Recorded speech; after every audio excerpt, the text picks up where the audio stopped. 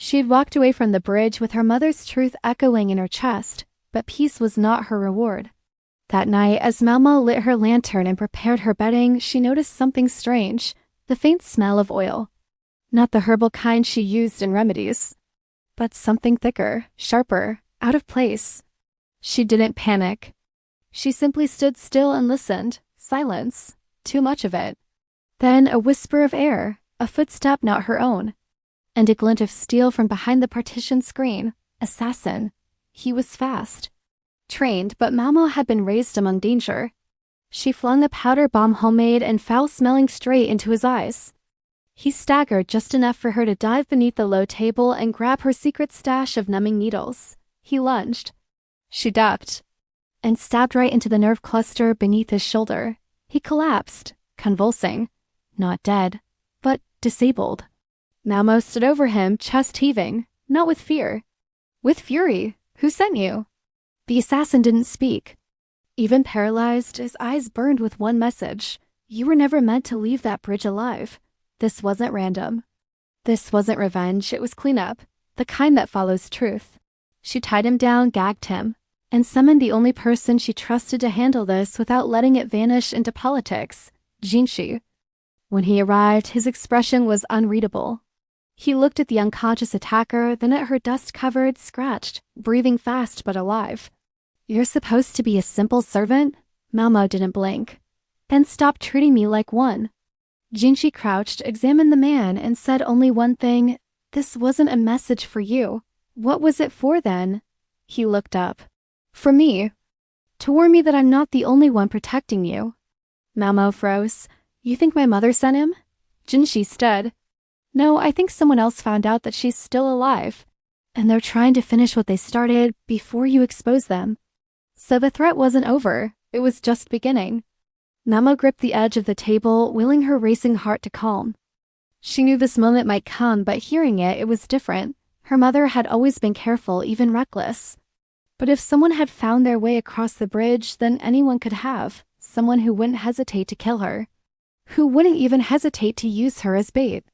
Jinshi was already moving, checking the locks, the windows, the way in and out of the house. The assassin's paralyzing needles would wear off soon.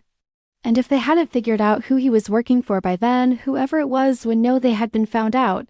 Whoever it is, they aren't afraid of the guards or the palace, Jinshi said more to himself than to her. They are afraid of exposure. So let's give them something else to fear. As he disappeared into the shadows, Malmo took a deep breath. Fear was useless. She had seen too much of it.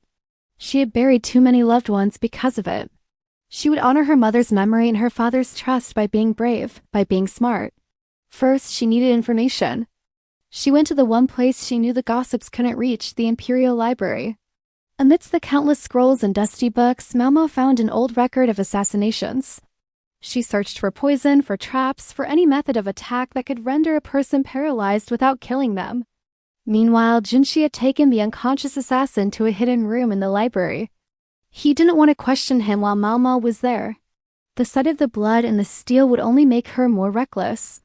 So he waited until she was gone, until the servants had finished their evening chores and come home for dinner. Then he began to question the man, using a combination of pressure and promises. Finally, the assassin spoke. But when he did, it was not to implicate a master or reveal a plot. He spat out only one name. Yen Shi, the emperor's youngest son. Jinshi narrowed his eyes. He had suspected the boy was involved in smuggling, but this. He let the assassin go, leaving him with a parting gift of more paralyzing needles. Just in case he changed his mind about talking. As Jinshi rejoined Malmo, the library was plunged into darkness. The lanterns had been extinguished. Another attack? Was she too late? Had they silenced her again? Or was this part of the plan? She felt for the dagger hidden under her sleeve and crept closer to the entrance. If she could just get outside, maybe she could find Jinshi. Maybe they could find her mother together. She pushed open the door and gasped. Before her stood not a dark street, but an identical copy of the library, complete with extinguished lanterns and sleeping servants. The assassin had brought her back here. But why? Hadn't Jinshi stopped him? What was he playing at? Desperation clawed at her. Did they really have her mother? Was this where she was kept? But those thoughts were cut off by a new sound. Footsteps, heavy, purposeful. Someone was coming for her. Alone and defenseless, Mamo ran deeper and deeper into the labyrinthine library, desperate to hide, until she saw a sliver of moonlight outlining a familiar face. Jinshi, relief flooded her, bringing tears to her eyes. She was safe, for now. But as Jinshi led her away from the library, she couldn't shake the feeling that this was only the beginning. The game had begun,